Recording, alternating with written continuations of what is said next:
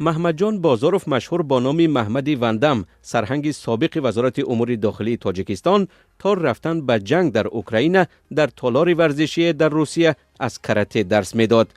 وی 7 سال پیش با 7 فرزندش از تاجیکستان بر روسیه کوچیده شهروندی این کشور را گرفته بود. نزدیکانش پیشتر در یک صحبت با رادیوی آزادی گفتند که محمد جان بازاروف 2 سال پیش شامل ارتش روسیه شده به جنگ ضد اوکراین رفت، ولی سال 2025 ناپدید گشت.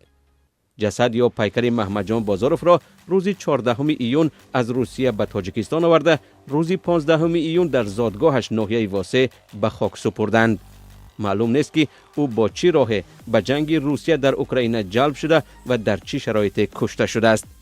پیوندانش به رادیوی آزادی گفتند او تا سال 2005 در دسته تعیینات مخصوص وزارت کارهای داخلی تاجیکستان یا آمان کار میکرد و رتبه پلکاونیک یا سرهنگ را داشت. در نوارها در شبکه‌های اجتماعی دیده می شود که محمد جان بازاروف به تمرین کراته رغبت دارد و پیوسته این نوع ورزش را تشویق می کند. از این رو او را در زادگاهش لقب وندم، قهرمان یک فیلم امریکایی را داده بودند. محمد جان بازاروف یکی از صدها زاده تاجیکستان است که در جنگ روسیه علیه اوکراین کشته می شود.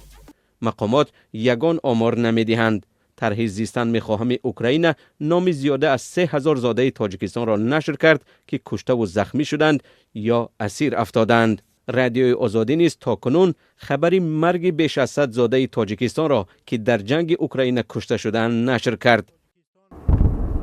روسیه سال 2022 به دلیل به اوکراین حمله کرد و این جنگ بیش از 5 سال باز دوام دارد. در حمله های روسیه هزاران نفر کشته و میلیون ها اوکراینی آواره گشتند. مقامات تاجیکستان بارها به شهروندان خود هشدار دادند که از رفتن به جنگ کشورهای بیگانه خودداری کنند، ولی تا این دم علیه یگان نفر برای جنگیدن از طرف روسیه در اوکراین پرونده باز نکردند.